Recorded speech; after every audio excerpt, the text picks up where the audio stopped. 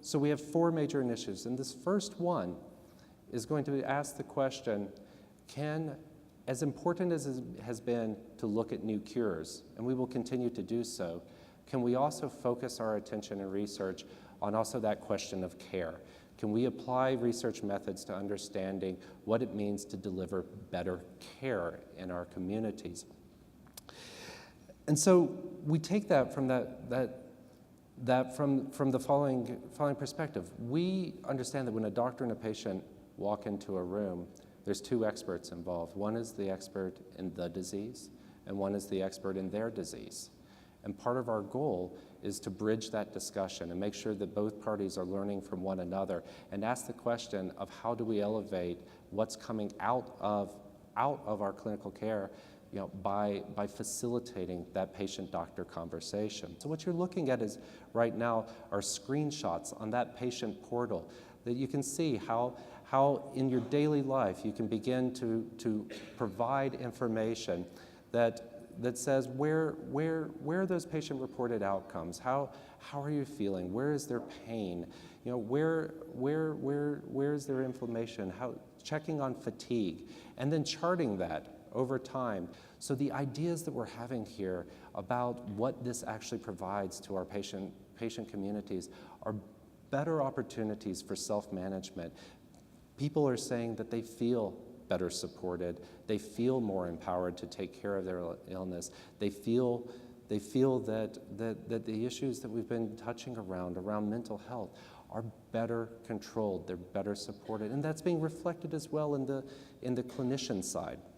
That these clinicians, as they co-produce health outcomes with their patients, are finding that they are becoming better physicians by being better attuned to patient data.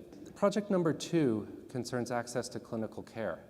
And if there's anything that we've heard loud and clear from the patient community, it's that access to clinical care is an incredible challenge within.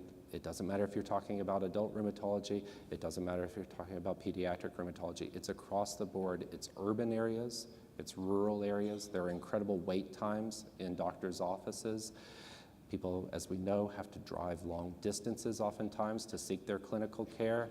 And it's not just about driving the distance, it's about school time that's missed, it's about the complications that come when a appointment has to be canceled and rescheduled. We know that delayed care is damaging. One of the things that we can do within that program that we want to apply to this recrafting of the clinical fellowship program is to look at service commitments. And so what that means is that we would find it to be insufficient that a newly minted clinical fellow spend their entire training in the clinic without ever getting out into the community. So requiring in our fellowship programs that those doctors come and participate in the Arthritis Foundation events, so in walks, in camps, in conferences, is not only going to allow us to build the relationships with that community, which are so desperately needed, but it's going to make better physicians. Kirsten Schultz, and many of you may know her, submitted a video that talked about her experiences with Kinneret. And remember, Kinneret is a drug that its ancestry, why it exists is because Arthritis Foundation exposed that pathway, that novel pathway to control inflammation. The day after the JA conference in Orlando, I did my first shot. I was excited. I had switched insurances to be able to see my new rheumatologist, to be able to get on Kinneret, had done my research on it, and we thought it would be my wonder drug. I have greater mobility than I've ever had in my entire life.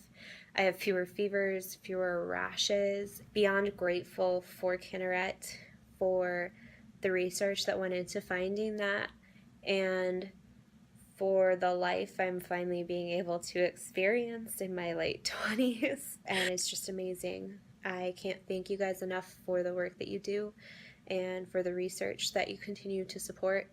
And please know how much of a positive influence you make on other people's lives.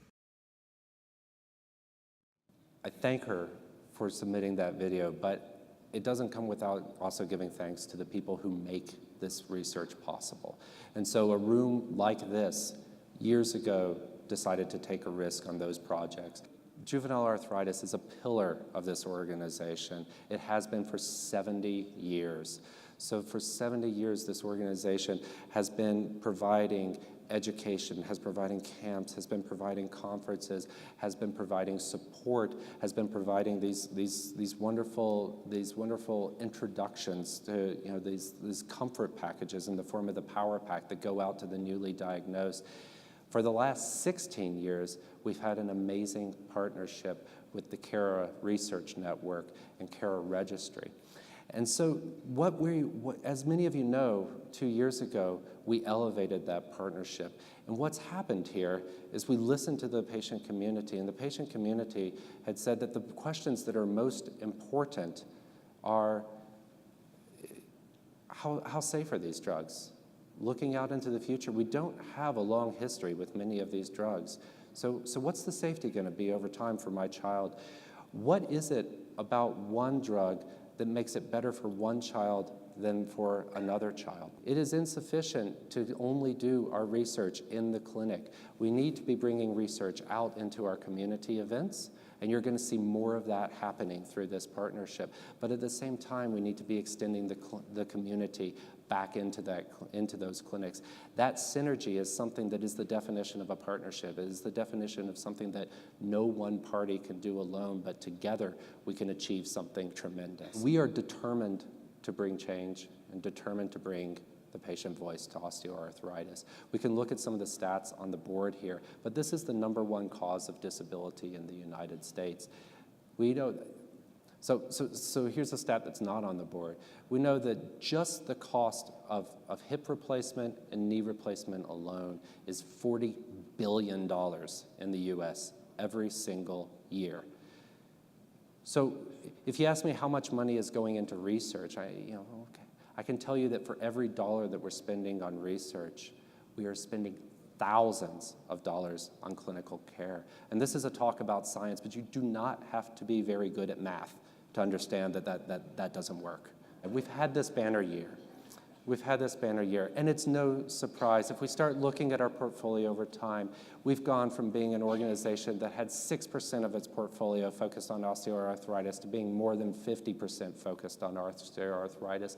And what we're looking at now, we are building on all those advances I saw, those new biomarkers, this work with the FDA, these new interventions. And what we want to do is not take a single shot on goal on new therapeutics. We want to move forward with raising the whole playing field, developing an infrastructure around osteoarthritis that allows for the more efficient conduct of clinical trials, faster clinical trials, less expensive clinical trials that leverage each other to be more efficient.